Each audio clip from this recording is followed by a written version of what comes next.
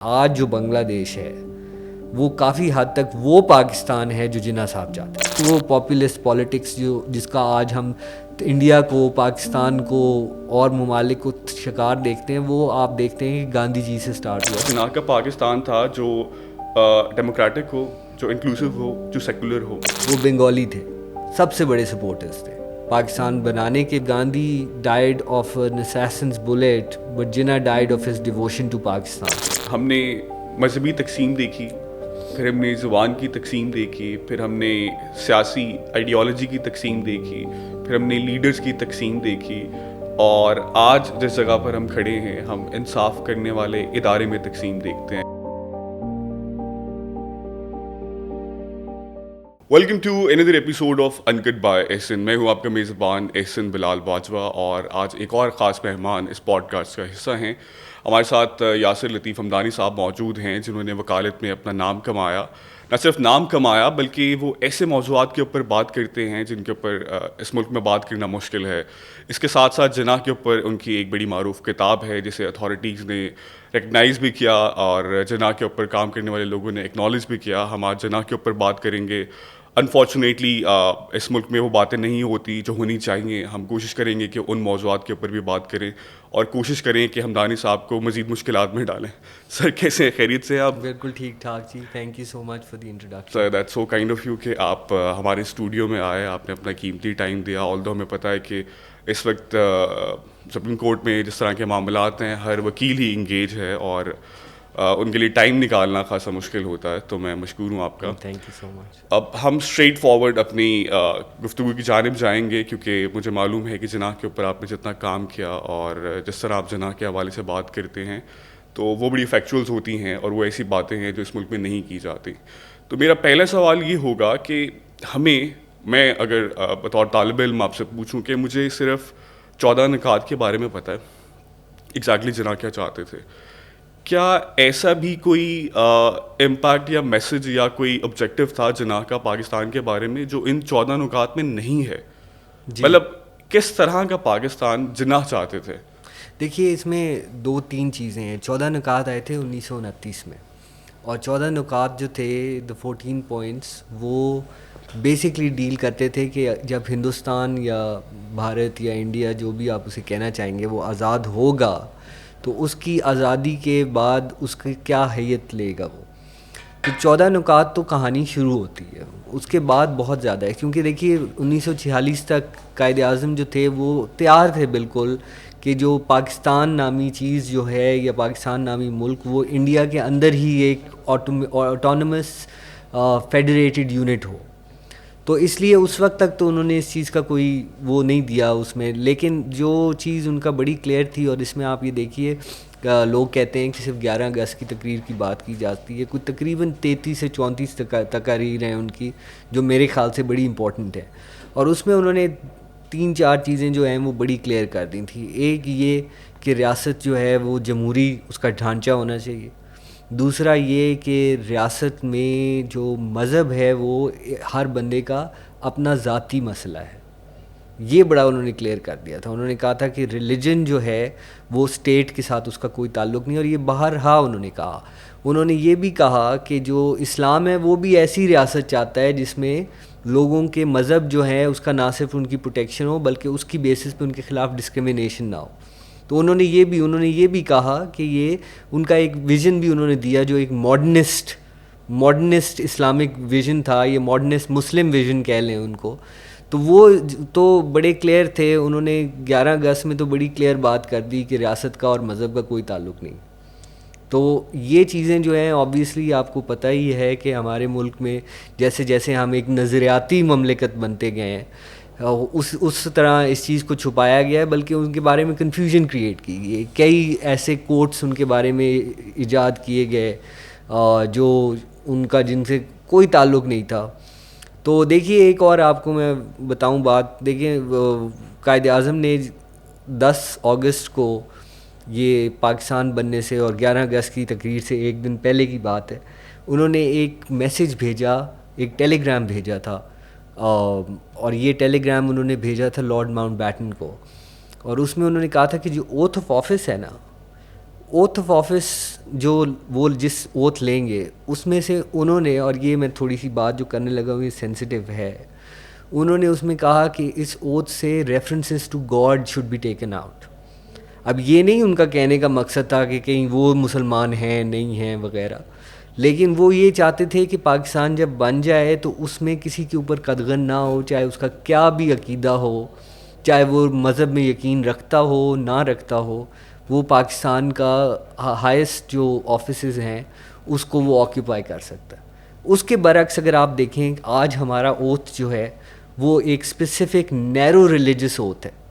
تو یہ چیزیں جو ہیں آبویسلی ایک جارنگ سچویشن ہے نا. یہاں میں اس حد تک تو نہیں کہوں گا کہ قائد اعظم پہ ایک مشہور عام مشہور بات یہ ہے کہ Quaid Azam P H D نہیں کرنے دیتے پاکستان میں. پی ایچ ڈی تو شاید کرنے دیتے ہیں, لیکن اس طرح کی باتوں کو جو ہے ڈسکریج کیا جاتا ہے, اور یہ تواتر سے 80 سے کیا جا رہا ہے, اس کو انڈر دا کارپٹ کیا جا رہا ہے. کیونکہ قائد اعظم کا جو پاکستان تھا, اگر آپ وہ جو 33 تقاریر جن کا میں نے حوالہ دیا اس میں اگر آپ دیکھیں تو وہ ایک جمہوری, ایک انکلوسیو, ایک اور میں یہاں تک کہوں گا کہ ایک سیکولر ریاست چاہتے تھے, جس کے اندر جو کوئی بھی شہری ہو, چاہے اس کا کوئی بھی مذہب ہو, چاہے وہ کسی بھی جینڈر سے تعلق رکھتا ہو, وہ اس کا برابر کا شہری ہو, اور اس میں اس کے پاس حق ہو کہ وہ اس ملک کا جو ہیڈ آف اسٹیٹ یا ہیڈ آف گورنمنٹ, وزیر اعظم یا صدر بننے کا اہل ہو, چاہے وہ مسلمان ہو یا نہ ہو. تو یہ چیزیں جو ہیں یہ انفارچونیٹلی ہم نے لوگوں سے چھپائی ہیں. اور پھر اس میں آپ دیکھیے کہ قائد اعظم جو ہیں ان کے اوبویسلی بہت سارے ناقدین بھی ہیں, اور ناقدین میں کچھ تو وہ ہیں اور جو ان کو شاید سمجھتے تھے, چونکہ ان کا تعلق جو تھا وہ ایک مائنورٹی سیکٹ سے تھا, تو ایک تو ان کو وہ پراپر مسلم نہیں سمجھتے تھے, ایک تو وہ ہیں. دوسری طرف آپ کے ہاں کئی ایسے حلقے پائے جاتے ہیں جو شاید پاکستان کے بننے کو شاید جو ہے اچھا نہیں سمجھتے, تو وہ قائد اعظم کے ناقدین میں سے ہیں کہ انہوں نے کیوں بنایا. وہ دونوں حلقے جو ہیں وہ قائد اعظم کے میسج کو ڈسٹورٹ کرتے ہیں, اور وہ کیا ڈسٹورشن, ایک ہی ڈسٹورشن ہے. وہ کہتے ہیں کہ قائد اعظم ایک اسلامی ریاست چاہتے تھے, حالانکہ قائد اعظم نے بارہا کہا کہ Pakistan shall not be a theocratic state to be run by priests with a divine mission. یہ انہوں نے کئی دفعہ کہا ہے, تو اس میں ہی واز ویری کلیئر. تو یہ ہے دس از. آپ نے ذکر کیا کہ دو طرح کے لوگ تھے جو جناح کو اپوز کرتے ہیں. پہلے جو obviously بات ہے پاکستان بننے کے حق میں نہیں تھے, اور دوسرے وہ جو مذہبی طور پر ان کو شاید تھوڑا کمزور یا وٹ ایور جو بھی کہیں اس بحث میں نہیں چاہتے, وہ لوگ تھے. بٹ وہ دونوں ہی اس وقت, یا آپ کہیں 75 سال کی تاریخ میں کبھی پاور میں نہیں آئے.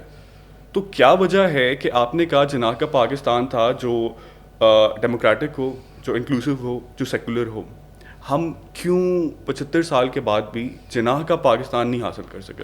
دیکھیے بات یہ ہے کہ مطلب کور بیسکس بھی جاتے ہیں کہ کیوں آخر ہم وہ چیزیں اچیو نہیں کر سکے. I mean it's been a long time, but کیوں ہم نے نہیں اچیو کیا, یا کر سکتے ہیں فیوچر میں, یا اٹس امپاسبل؟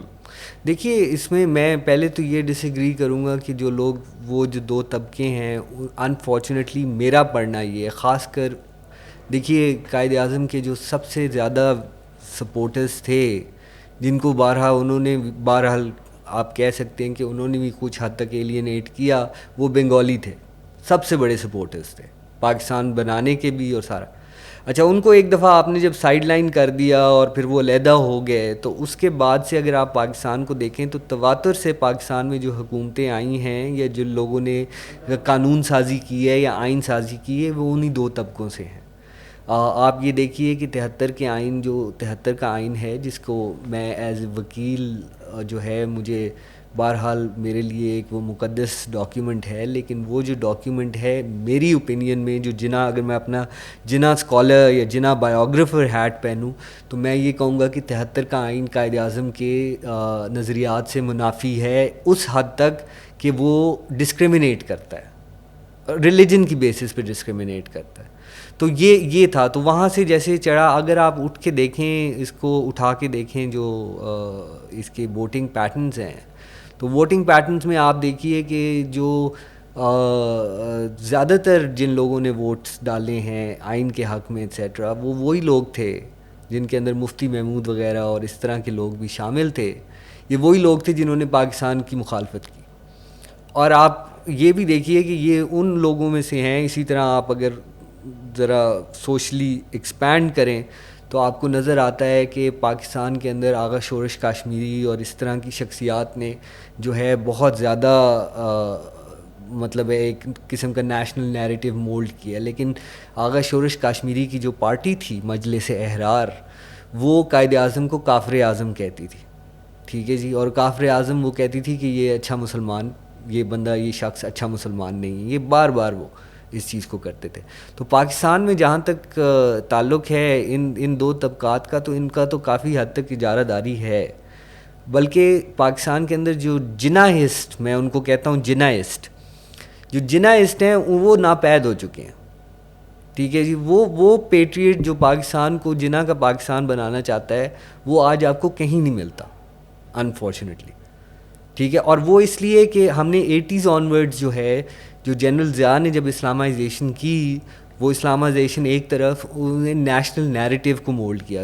جنرل ضیاء الحق نے تقریر کرتے ہوئے کہا کہ اگر آپ اسرائیل کے اندر سے یہودیت کو نکال لیں تو اسرائیل ختم ہو جاتا ہے، اگر پاکستان سے اسلام کو نکال لیں تو پاکستان ختم ہو جاتا ہے. حالانکہ یہ باتیں اس سے منافی تھیں، کیونکہ آپ دیکھیے اگر پاکستان کو ایک اسلامی ریاست بننا ہوتا یا پاکستان کا کوئی نظریہ تھیوکریٹک اسٹیٹ کا ہوتا، جیسے بارہا قائد اعظم نے کہا کہ میں پاکستان کو تھیوکریٹک اسٹیٹ نہیں بننے دوں گا، اگر بننا ہوتا تو پھر اس صورتحال میں آپ کے پاس جتنے آپ کے چوٹی کے علماء تھے وہ پھر قائد اعظم کے ساتھ ہوتے. لیکن وہ نہیں تھے. وہ سارے قائد اعظم کے مخالف تھے. کہتے تھے نماز نہیں پڑھنی آتی، کہتے تھے یہ اچھا مسلمان نہیں ہے، کافر اعظم ہے ایٹسیٹرا. تو آپ یہ دیکھیے کہ تاریخی طور پہ اس چیز پاکستان جو ایک آئیڈیا ہے اور یہ جو چیز نہیں دی جاتی، لیکن کچھ حد تک اگر آپ 1970 سے پہلے کے ٹائمز میں کتابیں بھی اٹھا کے دیکھیں تو پاکستان جو تھا وہ ایک مسلم ماڈرنسٹ پروجیکٹ تھا. علی گڑھ کے جو تھے، بلکہ مذاقیہ طور پہ تو انہوں نے بھی کہا ہوا ہے، جان ایلیا نے کہا ہے کہ علی گڑھ کے لانڈوں کی سازش تھی یا شرارت تھی وہ کہہ گئے. تو اصل بات تو یہ ہے کہ علی گڑھ ایک مسلم ماڈرنسٹ آئیڈیالوجی کو لے کے چل رہا تھا. تو وہ مسلم ماڈرنسٹ سر سید سے لے کے جو ایک محرکات تھے اس موومنٹ کے، وہ ہم نے سائیڈ لائن کر دی. اس کی بجائے ہم اس کے اندر لے آئے نظریہ پاکستان، اور اس چیز کو ہم نے پھر ڈیفائن بھی ایک خاص طریقے سے کیا. تو یہ ہے سچویشن آئی تھنک. اچھا، یہاں ایک اور ڈبیٹ ہے یا ایک آرگیومنٹ ہے جو اکثر لوگ پٹ اپ کرتے ہیں. دیٹ آرگیومنٹ از لائک کہ پاکستان میں آج تک کبھی بھی کوئی بھی مذہبی جماعت پاور میں نہیں آئی.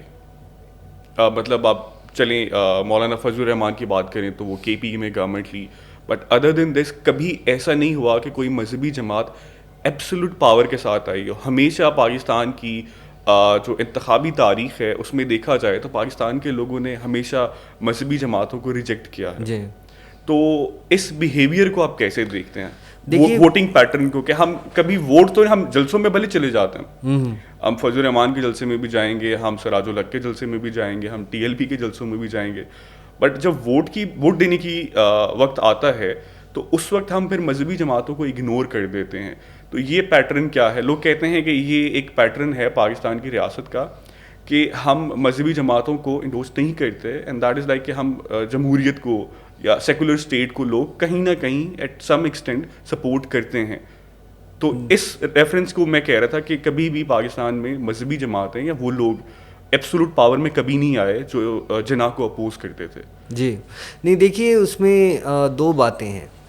ایک تو وہ واقعی آپ صحیح کہہ رہے ہیں کہ جمعیت علماء اسلام جو کہ جمعیت علماء ہند کی ذیلی جماعت تھی، اور جماعت اسلامی اور مجلس احرار وغیرہ، ان کو اس طرح کی پذیرائی نہیں ملی.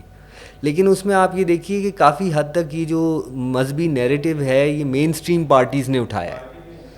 آپ دیکھیے ایون جو پاکستان کی سب سے زیادہ لبرل اور سینٹر لیفٹ کی جماعت ہے، یعنی کہ پاکستان پیپلز پارٹی، اس نے اپنے ہی ڈے کے اندر جب نعرہ لگایا تو اس نے کہا کہ ہم اسلام ہمارا دین ہے.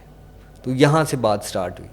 لیکن اس کے بعد سے اگر آپ آگے جائیں اور اس میں دیکھیں تو آپ دیکھتے ہیں کہ بارہا جو آپ کی سیکولر پارٹیز ہیں، اور میں ان کو سیکولر پارٹیز ہی کہوں گا ان دا سینس کہ وہ مذہبی جماعتیں نہیں ہیں، انہوں نے، اب اس کا ایک ایگزامپل دیں، نیب سے زیادہ سیکولر پارٹی شاید پاکستان کی تاریخ میں کوئی کم کوئی ہو. بھی نہیں ہے. اسی طرح پیپلز پارٹی کا رول آپ کے سامنے ہے کہ پیپلز پارٹی نے جو کہ الیکٹ اس بات پہ ہوئی تھی، زیادہ ان کا جو منشور تھا وہ زیادہ تقریباً سیکولر منشور تھا، زیادہ سے زیادہ انہوں نے اسلامی سوشلزم کا نام لیا تھا.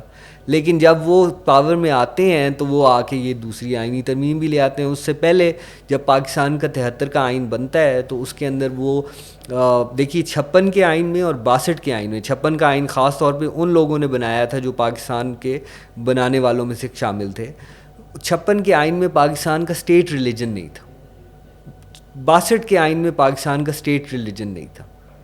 73 میں پیپلز پارٹی جو مسلم لیگ سے زیادہ سیکولر جماعت تھی کمپیریٹیولی، وہ جب آتی ہے تو وہ 73 کے آئین کے اندر اسلام کو اسٹیٹ ریلیجن بناتی ہے. اب یہ ایک بہت خطرناک کام ہے. دیکھیے اس میں اسلام سے کسی کا وہ نہیں ہے، لیکن جب آپ یہ کر دیتے ہیں تو آپ ایک تفریق پیدا کر دیتے ہیں اپنے شہریوں کے درمیان، ٹھیک ہے. اور اس کا پھر مسئلہ جو ہے کہ اسلام اس کا اس چیز کا اس ایشو کا، تو یہ جو چیز جب آ گئی اور اس چیز کو ساروں نے ایکسیپٹ کر لیا کہ ہم نے اسٹیٹ ریلیجن لینا ہی لینا ہے. اور یہ آپ کو میں ایک بات بڑا کلیئر کر دوں کہ جو ہمارے بنگالی بھائی تھے اور جو عوامی لیگ اب ہے، وہ ایک اس شروع پہ یہ پارٹی سٹارٹ ہوئی تھی جنا عوامی مسلم لیگ کے نام سے.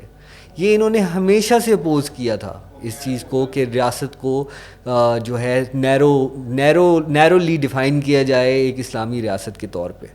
لیکن باقی پارٹیز جو ویسٹ پاکستان کی تھیں اور جو پھر پاکستان رہ گیا، ان کا یہ مین سٹریم پارٹیز کا ساروں کا اس چیز پہ ہو چکا تھا کہ ایک ہم ملک کا نام اسلامی جمہوریہ رکھیں گے اور دوسرا اسلام جو ہے وہ یہاں جو ہے ریاست کا دین ہوگا.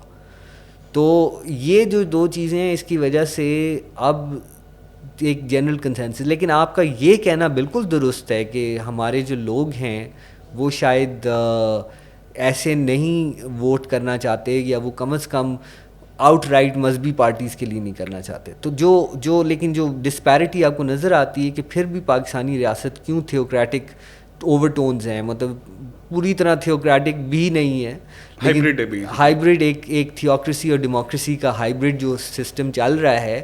تو اس میں اس کی وجہ جو ہے وہ یہی ہے کہ ہم نے کچھ کی کنسیشنز کی، اور یہ کی کنسیشنز آپ اس کو ایسے دیکھتے ہیں کہ ہائیبرڈ آئیڈیالوجی کے ساتھ جانا پاکستانی سیاسی جماعتوں کی مجبوری بن گیا ہے، because of the mindset, because of the patterns.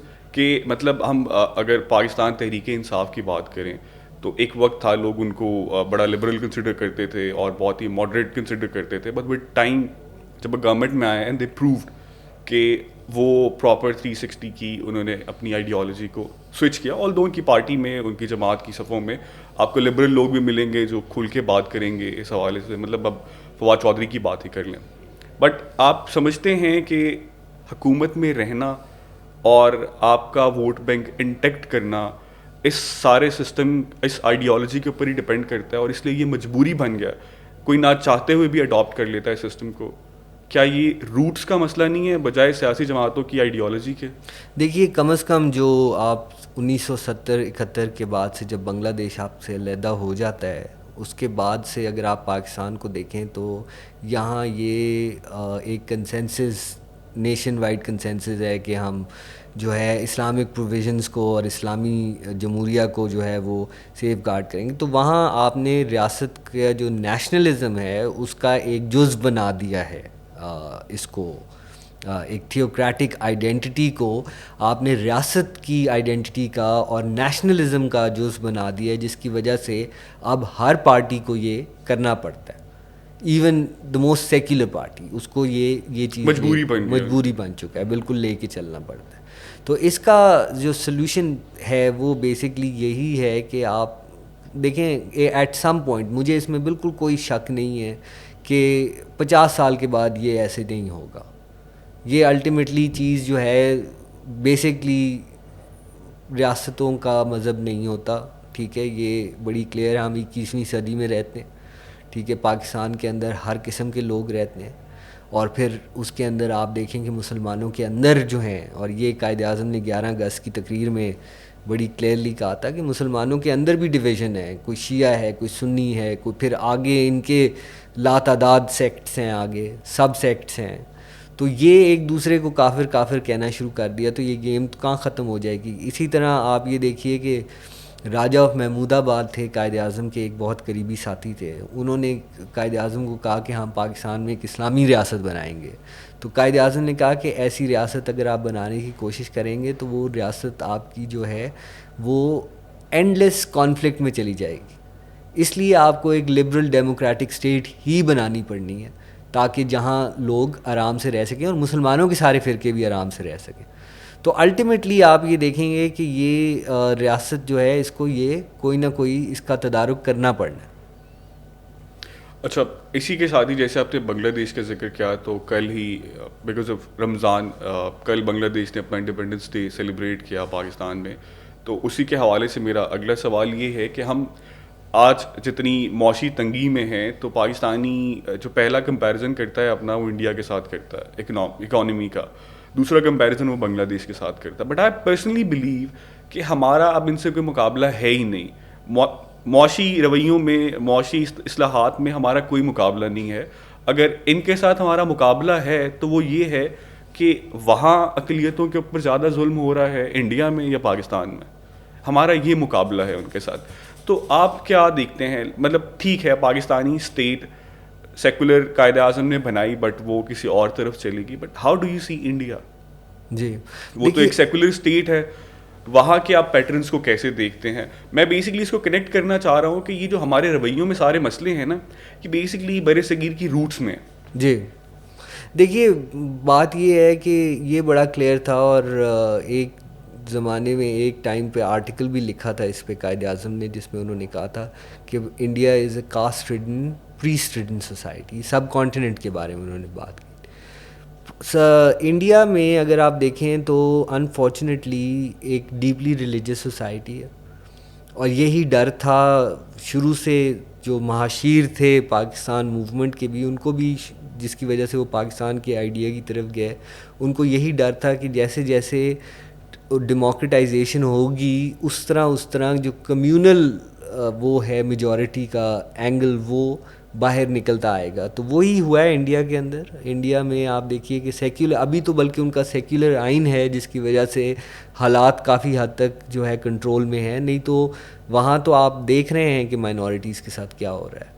لیکن اس کے مقابلے میں ہم جو ہیں, ہم تو لیگلی بھی ڈسکریمنیٹ کرتے ہیں. تو یہ ایک سچویشن جو آپ کا جہاں تک کہنا ہے کہ ساؤتھ ایشیا کے روٹس کے اندر ہے, میرے خیال سے یہ بات بالکل درست ہے. آئی تھنک ہماری جو ریاست تو نہیں, آپ ہماری جو سوسائٹیز ہیں یا سوسائٹی ہے سب کانٹیننٹ کی, ساؤتھ ایشیا کی, یہ کافی حد تک جو ہے ایک کمیونل اور ریلیجس اور جو ہے, میں یہاں تک کہوں گا, کیونکہ آپ یہ دیکھیے کہ کسی چیز کے اندر بھی ایکسٹریم اچھا نہیں ہوتا, لیکن ہمارے یہ لوگ جو ہیں سارے سب کانٹیننٹ کے, یہ گاڈ obsessed ہیں ان کا جو ہے. اور میرے خیال سے شاید خدا تعالیٰ کی ذات بھی یہ نہ چاہتی ہو جتنا یہ گاڈ obsessed ہیں. تو یہ آپ کی بات بالکل درست ہے, آئی ایگری وتھ یو. اچھا, میں بیکاز آپ کا پری پارٹیشن جو ہے وہ بہت ایکسٹینسو ایکسپیرینس ہے, آپ نے بہت پڑھا, بہت لکھا. سو آئی وانٹ ٹو نو کہ آج پاکستان میں جو فیوڈل فیملیز ہیں وہ پری پارٹیشن کہاں اسٹینڈ کرنی تھی جناح کے ساتھ؟ جی, مطلب ہماری آج کی سیاست میں جو 10-15 بڑے خاندان ہیں, یا جو الیکٹیبلز جنہیں ہم کہتے ہیں, بیسکلی دے آر فیوڈلز, اور وہ مرات یافتہ تھے انگریزوں کے دور سے. تو وہ جناح کے ساتھ کہاں کھڑے ہوئے تھے, جو بیسکلی آج پاکستان میں ریاست کے چاچے مامے بنے ہوئے ہیں, وہ تب کہاں تھے؟ دیکھیے, یہ تو یونینسٹ پارٹی میں زیادہ تر تو الیکٹیبلز جو تھے وہ, جیسے یہ خاص کر چونکہ ہمارے ملک کا ایک بہت بڑا حصہ پنجاب ہے, اس لیے ہم پنجاب کے ہی, یہ الیکٹیبلز کی سیاست زیادہ تھی بھی پنجاب میں ہی. پنجاب میں یہ جو لوگ تھے سارے یہ یونینسٹ پارٹی کا پارٹ تھے, ٹھیک ہے, اور وہ ایک کراس کمیونل براڈ پارٹی تھی جو تھی کاسٹ بیس تھی اور اس طرح چلتی تھی. اس کے اندر یہ لوگ پرو برٹش تھے اور ان کا تھا. تو اس کے ہوا یہ کہ مسلم لیگ نے جب ان کو چیلنج کیا, پہلے کانگریس نے بھی کوشش کی, کانگریس فیل ہو گئی. مسلم لیگ نے جب اس کو کیا تو انہوں نے شروع پہ تو مسلم لیگ کے ساتھ الائنس کیا یونینسٹ پارٹی نے, پھر یہ خلاف ہو گئے. تو اس میں آپ یہ دیکھیے کہ خاص کر اگر آپ جی ادھیکاری تھے کمیونسٹ پارٹی کے انڈیا کے بڑے لیڈر تھے, انہوں نے اس بارے میں جو ہے لکھا. انہوں نے کہا کہ مسلم لیگ جو ہے وہ جو لاسٹ بیسٹن آف فیوڈلزم ہے اس کو توڑنے جا رہی, یعنی کہ یہ آپٹمزم تھا اس ٹائم اس پہ. تو وہ یہ لوگ تو خلاف تھے 46 تک. 46 کے اندر جب انہوں نے دیکھا کہ اب جو ہے سچویشن ان کے ہاتھ سے, تو اکثر ان میں سے جو ہے وہ یونینسٹ سے ٹرن کر کے یہ مسلم لیگ کی طرف آ گیا, اکثر اور بیشتر جو تھے. اور خاص کر 47 مارچ کے بعد یہ زیادہ تر سارے کے سارے جوائن کر گئے. تو ان کا یہ اکثر یہ مطلب ایک فیشنیبل اسٹیٹمنٹ ہے کہ جی پاکستان تو جو تھے وہ لینڈ لارڈز کی تھی اور اس طرح کی باتیں جو ہیں. بہرحال یہ کوئی اتنا درست نظریہ نہیں ہے. حقیقت جو ہے وہ یہ ہے کہ یہ لوگ جو تھے انہوں نے ہر آل انڈیا پارٹی کو ریزسٹ کیا تھا, جس میں مسلم لیگ کو بھی انہوں نے ریزسٹ کیا تھا, کانگریس پارٹی کو بھی ریزسٹ کیا تھا. اور یہ پرو برٹش تھے جیسے آپ نے کہا, یہ چاہتے تھے کہ جو برطانیہ کا جو رول ہے وہ ایکسٹینڈ ہو. تو یہ تھی سچویشن. اچھا, ہمارے ایک دوست ہیں, انہوں نے ایک دفعہ بڑی انٹرسٹنگ بات کی. وہ کہتے ہیں کہ اگر جو برطانوی رول ہے وہ کنٹینیو ہوتا تو شاید یہ جو انڈیا ہے یا آج انڈیا اور پاکستان ہے, یہاں ڈیولپمنٹ, اسٹرکچر, لوگوں کی ذہن سازی, تعلیم کا معیار, صحت کی سہولیات بالکل ہی مختلف ہوتی. مطلب یہ ایک بڑی بہترین قسم کی اسٹیٹ ہوتی. تو کچھ لوگ اس طرح کی آبزرویشنز بھی دیتے ہیں اور 2-4 چیزوں کا سہارا لیتے ہیں. ہمارے ایک دوست ہیں, وہ کرنٹلی ٹیکسلا میوزیم کے کیوریٹر ہیں. ہی ونس اسٹیٹڈ دیٹ کہ جو اس وقت کوئین الزبتھ تھیں, شی وانٹڈ کہ جو میری ریاست ہے, میرے لوگ ہیں, انہوں نے ایک خط کا سہارا لیا. میں اس کا ریفرنس نہیں دے پا رہا بیکاز میرے ذہن میں نہیں ہے, کہ انہوں نے اسٹیٹ کیا اس خط میں کہ جو میرے لوگ ہیں جو یونائٹڈ انڈیا میں ہیں, میں چاہتی ہوں کہ انہیں تعلیم بھی ملے, انہیں صحت کی سہولیات بھی ملے, and I want to work for them, اس طرح کی کوئی چیز. تو وہ صرف غلام نہیں رکھنا چاہ رہے تھے, بیسکلی وہ اون کرنا چاہ رہے تھے. دیٹس اے پرسیپشن جو کچھ لوگوں کا ہے.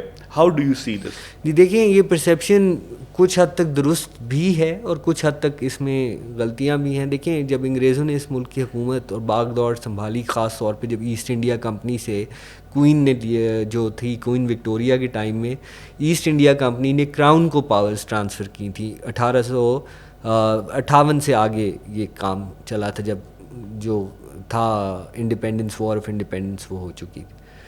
تو انگریزوں کی بہت حد تک کوشش یہ تھی کہ اس ملک کے اندر بیوروکریسی سے کام چلایا جائے اور لوکل جو ریپرزینٹیو ہیں ان کو کم سے کم پاورز دی جائیں. تو یہ چیز تھی. دیکھیے, اس میں جو لوگ یہ کہتے ہیں ان کے پاس ایک ویلڈ پوائنٹ ضرور ہے, میں یہ بالکل نہیں کہوں گا کہ وہ غلط کہہ رہے ہیں. اس میں یہ ہے کہ آیا وہ ہو سکتا تھا اگر جو سب کانٹیننٹ تھا, چاہے وہ ایک ریاست ہوتی یا 2 ریاستیں ہوتی یا 3 ریاستیں ہوتی, وہ اگر اس طرح کی ڈومینینز ہوتی جس طرح کی انگریزوں نے آسٹریلیا اور کینیڈا کو سٹیٹس دیا. آج بھی آپ جانتے ہیں کہ کینیڈا اور آسٹریلیا جو ہیں وہ کوئین کا, یا اب تو خیر کنگ چارلز کے انڈر ہیں, he is the head of the state. تو اس طرح کی ڈومینینز لے کے اگر چلتے تو ایکولز کے اندر اگر انڈیا یا اس کے علاوہ بھی, ویسے تو انڈیا, ایک تو پہلی بات یہ ہے کہ اگر اس طرح کا کام چلتا اور اگر انڈیا کو 1925 میں ہی ڈومینین سٹیٹس دے دیا جاتا, اور یہ بھی کوشش ہوئی تھی, یہ 14 نکات سے پہلے بھی قائد اعظم اور باقیوں نے کوشش کی تھی کہ انڈیا کو ڈومینین سٹیٹس جو ہے وہ تب دے دیا جائے سیلف گورنمنٹ کے ساتھ. انگریز اس چیز پہ تیار نہیں تھے. اگر وہ اس بات پہ تیار ہوتے اور ڈومینین سٹیٹس دے دیتے تو انڈیا جو ہے نہ صرف انڈیا نہ ٹوٹتا, بلکہ ہم آج بھی برطانیہ کی ایمپائر کا حصہ ہوتے as equal and free members of it, جیسے کہ آسٹریلیا یا کینیڈا ہیں. مطلب کم از کم اس کا ایک کراؤن کے ساتھ وہ رہتا. اور آپ یہ دیکھیے کہ کوئین الزبتھ جو تھیں وہ 1952 سے 1956 تک پاکستان کی ہیڈ آف اسٹیٹ تھی. ٹھیک ہے جی. She was the last queen of Pakistan because Pakistan was officially a monarchy till 1956. تو ان کا کافی اچھا تھا اور وہ پیریڈ پاکستان کا جو ہے میرے خیال سے, اور میں اب اپنا آئی پٹ آن مائی لائر ہیٹ, میں چونکہ آئین کو دیکھ چکا ہوں, تو پاکستان کا 1947 سے 1956 تک تو گورنمنٹ آف انڈیا ایکٹ 1935 کو اڈیپٹ کیا گیا تھا ایز پاکستان کے کانسٹیٹیوشن کے. تو وہ بہت بہتر سچویشن تھی ان مینی ویز. کئی جو ہمارے بعد میں مسائل اٹھے ان کو وہ ریزالو کرتا تھا. تو آئی تھنک یہ بہت اچھا ہو سکتا تھا اور ریاست چل, لیکن اس میں یہ نہیں تھا کہ ہم کوئی وہ تھے. اس میں بیسکلی محرکات جو اس کے تھے ایک ٹائم پہ, اگر یہ ایک چیز تھی اس میں اونس جو ہے وہ بہرحال برطانوی سامراج کہہ لیں یا راج کہہ لیں, جو کچھ بھی اسے کہنا چاہیں گے, اس کے اوپر اونس جو ہے اس کے اوپر تھا کہ اس نے کس طرح لے کے چلنا تھا, کس طرح اپنی امپیریل پوزیشنز کو اس نے اٹھانا تھا. کیونکہ خاص کر جناح صاحب کا تو یہی کہنا تھا وہ اس طرح کہ ہمیں برٹش امپائر کا ایکول ممبر, ایکول ہمیں سمجھا جائے, ہمیں سیکنڈ کلاس نہ سمجھا. لیکن یہاں بہرحال انگریزوں نے جب حکومت کی تو انہوں نے یہ ڈسٹنکشن قائم رکھی کہ تم نیٹو ہو, ہم رولرز ہیں. تو یہ چیز کو ختم کرنا جو تھا بڑا ضروری تھا, اور وہ انگریز نہیں کر سکے, اس لیے آزادی کی تحریکوں نے زور پکڑا اور پھر پاکستان بھی بنا, پھر پاکستان بن گیا. اچھا, میرا ایک اہم سوال یہ ہے کہ آج ہم پاکستان میں بیٹھے ہیں اور آزادی کو 75 سال سے زیادہ ہونے والے, اگست قریب ہے 76 ہو جائیں گے. سو مائی پوائنٹ از, اگر پاکستان نہ بنتا تو انڈیا میں جو مسلمان تھے ان کے ساتھ کیا ہوتا؟ آج کی سچویشن جو انڈیا میں ہے اس کو دیکھتے ہوئے میں یہ بس جاننا چاہ رہا ہوں کہ یہ فیصلہ کتنا درست تھا اور کتنا ضروری تھا مسلمانوں کے لیے. ہاں, اس میں 2-3 باتیں ہیں. اس کا کوئی ایک مطلب یہ ہمارے ہاں یہ بھی پایا جاتا ہے کہ ہم سمپل آنسر دیں گے, نہیں بہت برا ہوتا, نہیں بہت اچھا ہوتا. دیکھیں, ایک طرف تو یہ بڑی کلیئر بات ہے کہ اگر ہندوستان یونائٹڈ رہتا تو ایک آرگیومنٹ تو بڑا اس کے فیور میں ہے کہ جی مسلمانوں کی تعداد جو ہے وہ تقریباً 600 ملین ہوتی اور وہ ایک بہت بڑی مائنورٹی ہوتے. تو یہ اپنی جگہ ہے. لیکن آپ یہ دیکھیے کہ ہمیں اس چیز کو دیکھنا ہے کہ چلیں یہ تو ہو جاتا, پاکستان اگر نہ بنتا تو ذرا ہندوستان کے مسلمانوں کو سائڈ پہ رکھتے ہیں, آپ جو پاکستان کے ہیں. یہاں آپ دیکھیے کہ بیسکلی جب ریاست بن گئی تو اس نے اپنے اس کے کچھ لاجک ہوتا ہے ریاست چلانے کا. آپ اور میں بیٹھے ہوئے ہیں یہاں, ہم اس جگہ پہ بیٹھے ہیں, اسی طرح آپ دیکھ رہے ہیں کہ اسلام آباد میں ایک سوشل کامرس, ایک نیشنل کیپٹل ہونے کی وجہ سے ایک چیز چل رہی ہے. تو جو لوور پیزنٹری تھی اس ایریا کی, جو کہ زیادہ تر مسلمان تھے, ان کو پاکستان کے بننے نے بہت فائدہ اٹھایا. اس میں ایک انڈیا کے ہسٹورین تھے سمیت سرکار, انہوں نے اپنی کتاب میں لکھا ہے کہ اگر پاکستان نہ بنتا تو مسلمان سب کانٹیننٹ کے مسلمانوں کی مڈل کلاس نہ ہوتی. تو یہ ہوا ہے. اچھا, لیکن تو اس لحاظ سے جو یہاں کے مسلمان ہیں خاص طور پہ, ڈسپائٹ اس کے کہ ہم نے اپنے ٹوٹل پوٹینشیل پہ نہیں پہنچے, ملک نے ہم نے اس کو بہت مس مینیج کیا ہے, لیکن اس کے باوجود یہاں کے جو مسلمان ہیں ان کو کافی حد تک فائدہ ہوا ہے, ماں سوائے ان کے جن کو مارجنلائز کر دیا گیا ہے. اور آپ جانتے ہیں کہ ہم نے جو ہے گروپس کو مارجنلائز کیا ہے, لیکن اوور آل مسلمانوں کو, لوور پیزنٹری کو اٹھنے کا موقع ملا. کیونکہ یہاں جو ایک آپ کو میں ایک چھوٹا سا اگزامپل دے دوں کہ لاہور کے اندر پارٹیشن سے پہلے, جب پاکستان بننے سے پہلے, صرف ایک بلڈنگ تھی, اور لا تعداد بلڈنگز میں صرف ایک بلڈنگ تھی جو شادین بلڈنگ ہے, جو کسی مسلمان کی ملکیت تھی. باقی تمام زیادہ تر ہندوؤں کی یا سکھوں کی تھی, اور بلکہ ان کا جانے سے ہمیں نقصان بھی بہت ہوا. میں کل ہی, سوری میں انٹرپٹ کر رہا ہوں آپ کو, میں کل ہی سوشل میڈیا پہ کہیں پڑھ رہا تھا کہ ہمارے دوست ہیں وہ ہندو ہیں, تو انہوں نے ایک اسٹیٹمنٹ پاس کی کہ کراچی کو بنانے والے سندھ کے ہندو تھے. جی, تو وہ آپ کی بات درست ہے کہ اس وقت بہت زیادہ ہندو بیسکلی, ایون آپ پنڈی کی بات کر لیں تو یہاں جو سب سے بڑی کمیونٹی تھی وہ ہندوؤں کی تھی. مسلمان مائنورٹی میں تھے. مسلمان مائنورٹی میں تھے, اور نہ صرف مائنورٹی میں تھے بلکہ ان کا فنینشلی جو تھا ان کا. تو آپ جہاں تک اگر ان مسلمانوں کی بات کریں تو ان کے لیے تو یہ بہت بڑا فائدہ ہوا. لیکن آپ یہ دیکھیے کہ اوور آل اس کا ایک سلوشن وہ بھی تھا جو 1946 میں کیبنٹ مشن پلان آیا. اگر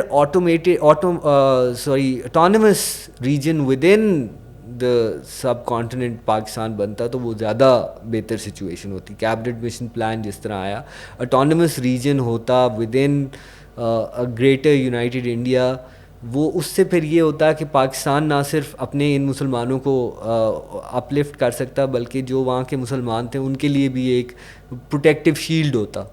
تو وہ ہم نے جب ہم ٹوٹلی علیحدہ ہو گئے, اٹانومس سے ہم ٹوٹلی انڈیپینڈنٹ کی طرف چلے گئے, تو اس کے بعد ہم کم از کم اس پوزیشن میں نہیں رہے کہ ہم ہندوستان کے مسلمانوں کی مدد کر سکیں. تو یہاں تک میں یہ ضرور کہوں گا کہ دونوں طرف آرگیومنٹس بڑے سالڈ اور ہیں, اور اگر ہم نے بہت ترقی کی ہوتی تو یہ مسئلہ آج یہ سوال بھی نہ اٹھتا, کیونکہ ہمارے پاس پوٹینشیل بہت زیادہ تھا لیکن ہم نے بارہا جو ہے اپنے آپ وہ جو ہے ٹریک سے اتارا ہے. تو اگر نہ اترتے اور یہ ملک ترقی کرتا رہتا اور پھر جنرل ضیاء الحق کی جو ایک ڈسکرمنیٹری اسلامائزیشن تھی وہ نہ ہوتی تو, اور آپ نے پہلے بنگلہ دیش اور انڈیا کی بات, بنگلہ دیش ایک خاص اگزامپل ہے. آج جو بنگلہ دیش ہے نا جی, میرے خیال سے, اور یہ میں کہہ رہا ہوں it's a bold statement, bold claim, مجھے پتہ ہے کہ لوگ اس سے ڈس ایگری کریں گے, لیکن آج جو بنگلہ دیش ہے وہ کافی حد تک وہ پاکستان ہے جو جناح صاحب چاہتے تھے. That's a big statement. G. So I believe that is precisely the kind of Pakistan that Jinnah would have wanted.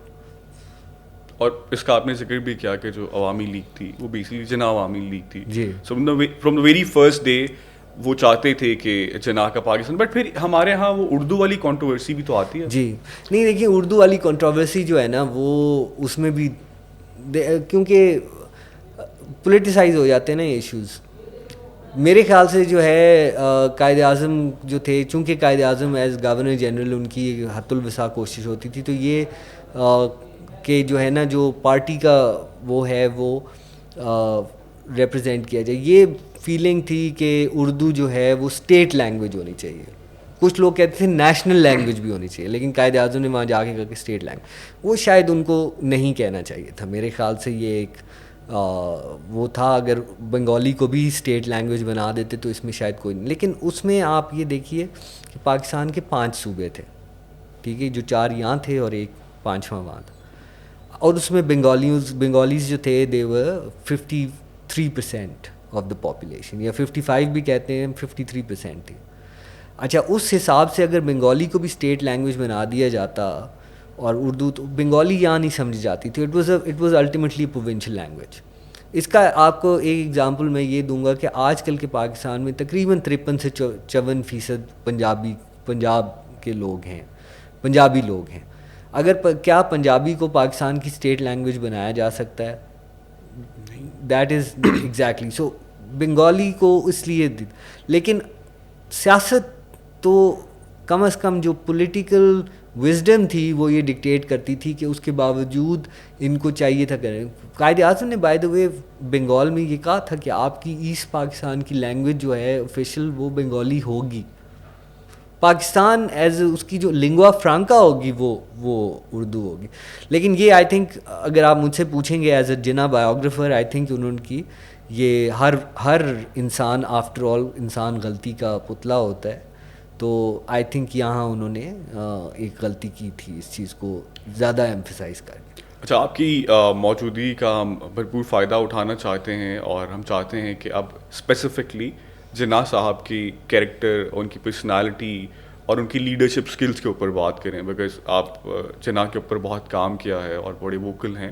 تو مجھے یہ بتائیں کہ جناح کا بچپن کیسا تھا؟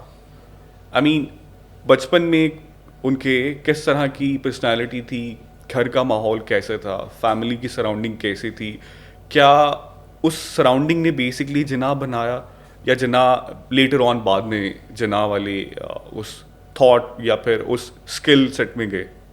آئی تھنک جو جناح صاحب کی آپ جانتے ہوں گے کہ ان کی فیملی بیک گراؤنڈ یہ تھی کہ وہ کراچی سے آبویسلی تعلق رکھتے تھے. اس کے علاوہ وہ ایک اسماعیلی ہاؤس ہولڈ تھا.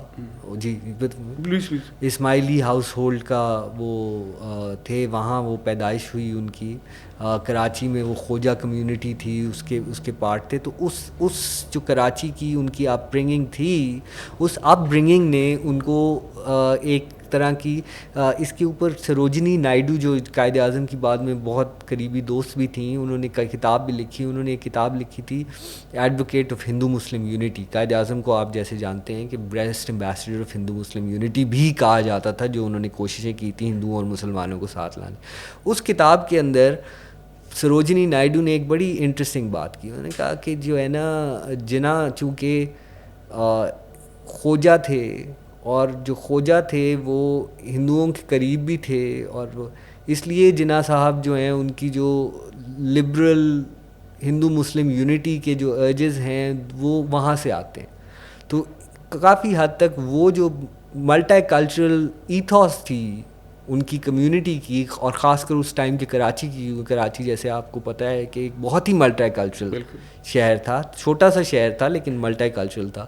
تو اس نے ان کو بہت حد تک ڈیفائن کیا. پھر ان کا جو جیسے جیسے وہ گئے, اور اس کے بعد 16-17 سال کی, اور ڈپینڈ کرتا ہے آپ اس کو, لیکن 16-17 سال کی عمر میں وہ لنڈن چلے جاتے ہیں. تو وہاں لنڈن جا کے وہ جو ایک کاسموپولیٹن وہ نظر آتا ہے. پھر ان کا واپس آنا اور وہ بامبے جانا, اور بامبے سب کانٹیننٹ کا سب سے زیادہ کاسموپولیٹن شہر تھا.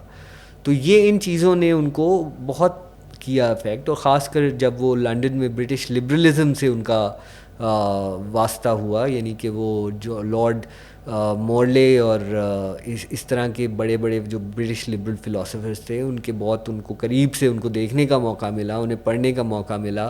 پھر ان کو ایک شوق تھا کہ وہ برٹش پارلیمنٹ میں جا کے ڈبیٹس اٹینڈ کرتے تھے, اور گلیڈسٹن اس ٹائم پہ بہت بڑے وزیر اعظم تھے انگلستان کے اور برٹن کے.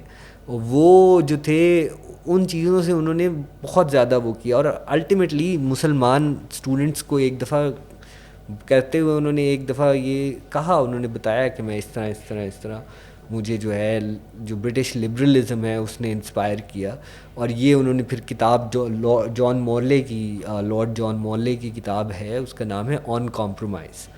وہ ایک خاص لبرل ٹریٹیس ہے. وہ انہوں نے اکثر لوگوں کو, ینگ لوگوں کو وہ جو تھے ریکمینڈ کرتے تھے کہ یہ کتاب پڑھیں آپ, اس سے آپ کی پولیٹیکل لرننگ ہوگی اور وہ ہوگا. تو یہ تھے محرکات. تو ان کے ایک تو ان کا دیکھیں وہ ایک ٹرپل مائنورٹی تھے اگر آپ غور کریں. وہ ہندوستان میں مسلمان کمیونٹی سے تھے, مسلمانوں میں وہ ایک شیعہ سب سیکٹ تھا, اور شیعہ سب سیکٹ کا بھی سب سیکٹ تھا اسماعیلی تھا. جی. تو وہ اس لحاظ سے ان کی جو تھی جو کلچرل اپ برنگنگ تھی وہ بڑی ملٹی کلچرل اور پلورلسٹک تھی. کیونکہ لوگ بھول جاتے ہیں کہ جو خوجہ اسماعیلی کمیونٹی ہے اس کے اوپر کیس لا موجود ہے, ایون پاکستان کا ویلڈ کیس لا موجود ہے کہ ان کے اوپر جو ہے جو لا اپلائی کرتا ہے انہیریٹنس کا وہ ہندوؤں والا کرتا ہے. یہ ایک بہت بڑی وہ ہے. تو یہ اس طرح کی چیزوں نے ان کے اوپر ایک بڑا اچھا سائیکولوجیکل امپیکٹ تھا ان کے اوپر, جس کی وجہ سے ان کا جو آگے پولیٹیکل ڈیولپمنٹ تھی, خاص کر کانگریس جانا اور ہندو مسلم یونٹی کے لیے اتنا عرصہ کام کرنا, یہ سارا کچھ وہاں سے ہی بیسکلی اس کا سارا کنیکشن ان کی اپنی روٹس سے تھا. اپنی روٹ بکاز وہ جو آپ نے کہا کہ انٹرفیتھ جو کمیونٹی تھی انڈیا پاکستان یا مسلمانوں کی, ہندو اور مسلمانوں کی, وہ بیسکلی ان کے بچپن سے ہی تھا. بکاز وہ خود ایسے ایٹماسفیئر, ایسی سراؤنڈنگ میں تھے جہاں obvious بات ہے ایٹ سم ایکسٹینٹ ان کو پریس کیا گیا ہوگا, ان کو ڈینائی کیا گیا ہوگا. اب جناح صاحب کی جو لیڈرشپ کے اسکلز ہیں ہم اس کے اوپر آتے ہیں کہ آپ بطور لیڈر جناح صاحب کو کیسے دیکھتے ہیں؟ دیکھیے جناح صاحب ایک بہت ایکسٹراڈنری اگزامپل ہے لیڈرشپ کا. اس کی وجہ یہ ہے کہ انہوں نے پاپولسٹ اور ریبل راؤزنگ سے جو ہے اپنے آپ کو دور رکھا. انہوں نے دیکھیے ایموشنل نعرے نہیں لگائے, حالانکہ لوگ لگاتے ہیں. انہوں نے خاص طور پہ جب ان پہ پریشر ڈالا جاتا تھا کسی کام کے لیے, پاپولسٹ پریشر ہوتا تھا, وہ اس کو ریزسٹ کرتے تھے. تو اس لحاظ سے وہ ایک جینوئن لیڈر تھے. ان کا پریشر کو ود اسٹینڈ کرنا, اور ان کے اوپر پریشر ہر طرح کے ہوتے تھے. ان کے اوپر پریشر دیکھیے انہوں نے لیڈرشپ, وہ ایک ایسے لیڈر تھے جو لیڈ کرتے تھے, وہ اپنے فالوورز کو فالو نہیں کرتے تھے. تو ان کے جو پریجوڈسز تھے اس کے اوپر وہ ایکٹ نہیں کرتے تھے. تو اس لحاظ سے وہ بہت بڑے لیڈر تھے. دوسرا انہوں نے ایموشنل اپیلز نہیں کی, بلکہ آپ یہ دیکھیے کہ 1919 سے اور 1920 سے جب خلافت موومنٹ چلتی ہے تو خلافت موومنٹ جو تھی وہ قائد اعظم جب دیکھتے ہیں جناح صاحب تو وہ دیکھتے ہیں کہ ٹرکی کے اندر جو ہے وہاں کا جو اوور ویلمنگ ارج ہے وہ یہ ہے کہ وہ ایک ماڈرن ریاست بنانا چاہتے ہیں. تو قائد اعظم خلافت موومنٹ میں حصہ نہیں لیتے, بلکہ وہ گاندھی جی کو یہ بتاتے ہیں, کہتے ہیں کہ آج آپ یہ کر رہے ہیں اس سے جو ہے کوئی اچھے حالات نہیں پیدا ہوں گے, الٹیمیٹلی یہ مسلمانوں اور ہندوؤں کو آپس میں خلاف کر دے گا یہ والا, اس لیے اس مسئلے کو نہ اٹھائیں. تو وہ بڑے کلیئر تھے, وہ سوڈو ریلیجس اپروچ. اب اس کا ایک ایگزامپل یہی ہے کہ جو آپ یہ دیکھیں, اور حالانکہ قائد اعظم کو بھی یہ بلیم کیا گیا ہے, لیکن کسی پوائنٹ پہ بھی آپ اٹھا کے دیکھ لیں, even when he was championing the cause of Muslims of subcontinent, انہوں نے کبھی بھی اپنے آپ کو کسی قسم کا مذہبی رہنما پیش کرنے کی کوشش نہیں کی, بلکہ انہوں نے بڑا کلیئر کیا مسلمانوں کو بھی. انہوں نے کہا کہ میں تمہارا پولیٹیکل لیڈر ہوں, I am not your religious leader, so don't expect me to follow your whatever, I am your political leader, consider me a political leader. تو وہ بڑے کلیئر تھے اس میں کہ جو ہے جو ریلیجن کو کم از کم سیاست کے اندر بیونڈ آبویسلی جو ایک آئیڈینٹی کا ایشو تھا, مائنورٹی ہونے کے لحاظ سے جو مسلمانوں کا مسئلہ انہوں نے اٹھایا وہ اپنی جگہ, لیکن انہوں نے کبھی ریلیجس اپیلز نہیں کی.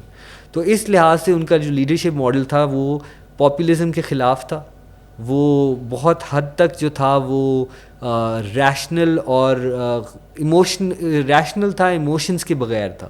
تو آئی تھنک یہ ان کا جو لیڈرشپ سٹائل تھا وہ اپنے ٹائم کے بڑے ایک انوکھے قسم کے لیڈر تھے, کیونکہ آپ ان کا اگر موازنہ گاندھی سے کریں تو گاندھی نے تو شروع سے ہی رام راجیہ اور اس طرح کی باتوں کا ذکر کیا, اور وہ پاپولسٹ پالیٹکس جو جس کا آج ہم انڈیا کو, پاکستان کو اور ممالک کو شکار دیکھتے ہیں, وہ آپ دیکھتے ہیں کہ گاندھی جی سے سٹارٹ ہوا, تو اس کو ہمیشہ ریزسٹ کیا. سو اس لحاظ سے آئی تھنک قائد اعظم کی جو لیڈرشپ ہے وہ بڑی امپریسو ہے, کیونکہ آپ ایک چیز اور اس میں آپ یہ دیکھیں کہ he came from a middle class family, وہ مڈل کلاس فیملی تھی, اس سے آئے اور انہوں نے وہاں سے اٹھ کے جو ہے وہ اس پوائنٹ پہ پہنچے کہ جو آپ کے ہندوستان کے راجے مہاراجے نواب تھے وہ قائد اعظم کے پیچھے تھے اور ان کی حکم پہ جو ہے وہ چلتے تھے. بالکل.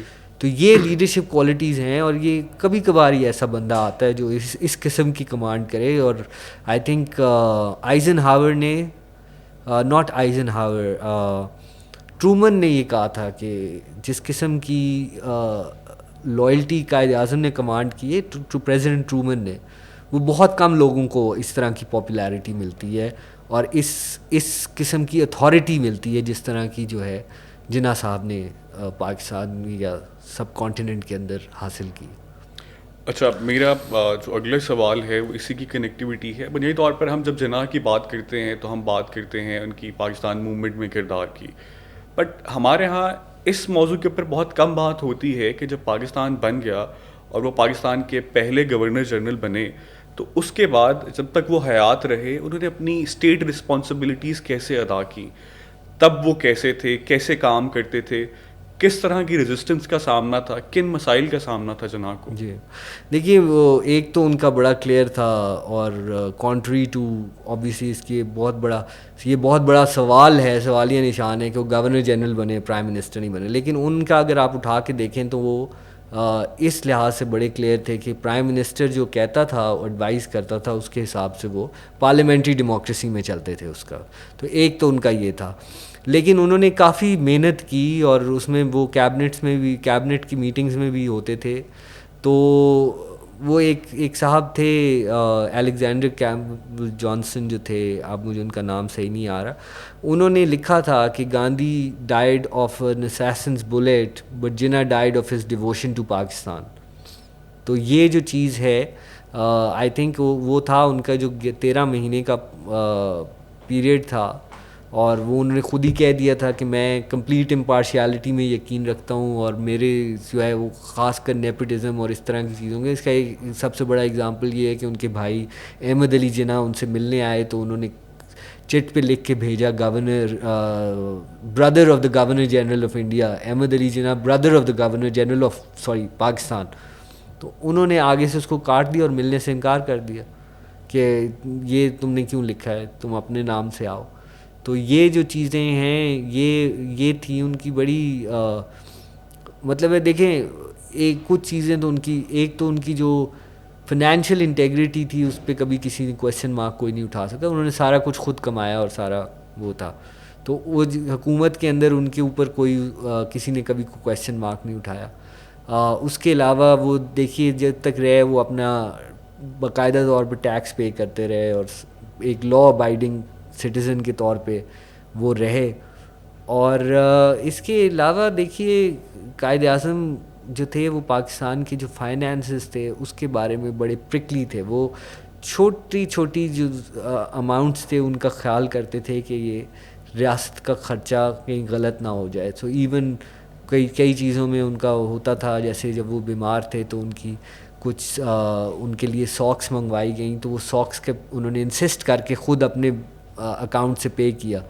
तो इस तरह की चीज़ें उनको इस तरह की फ़ाइनेंशियल प्रोप्राइटी बहुत ज़्यादा थी। अच्छा, मेरे आखिरी 2 सवाल फिर हम कन्वर्सेशन को सम अप करेंगे।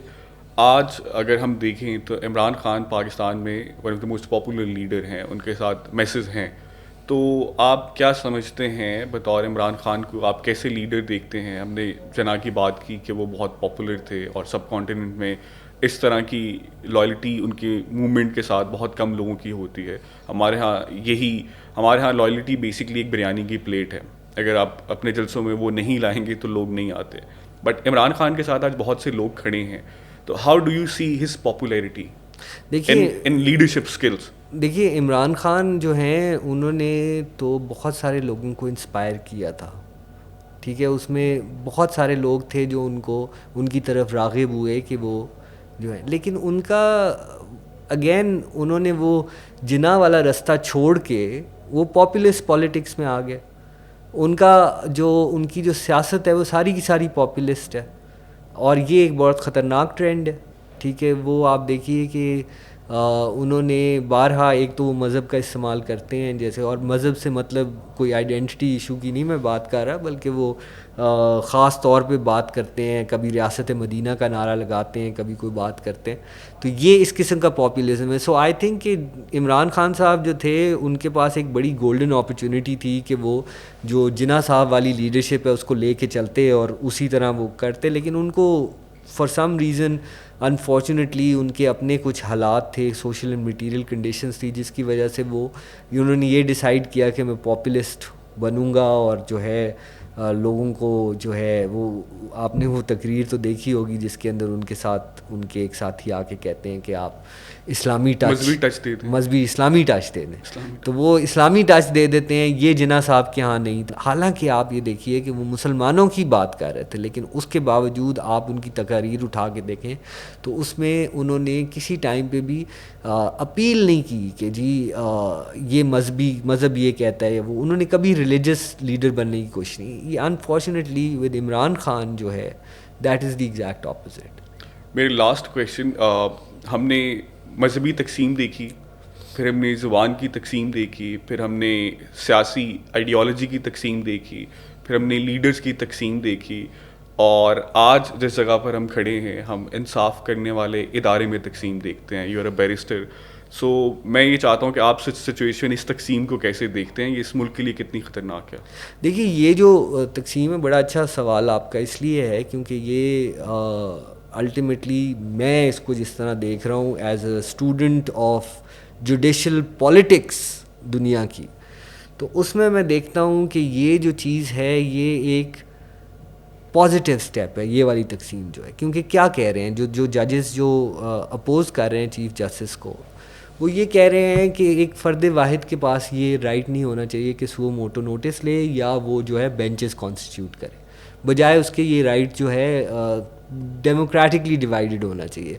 तो ये एक मैच्योरिटी का निशान है। ये मसला उठा है, कल को ये मसला सॉल्व भी होगा, क्योंकि ये बाकी ममालिक में आप देखें तो ये मसला उठा और फिर वहाँ रिज़ॉल्व किया गया, और एक मैच्योर डेमोक्रेसी का ये नतीजा ये होता है कि उसकी जो जुडिशल ब्रांच है वो अल्टीमेटली अपने ایک اسفیئر کے اندر رہتی ہے, اور وہ اسفیئر جو ہے وہ اب ڈیفائن ہو رہا ہے اس سے.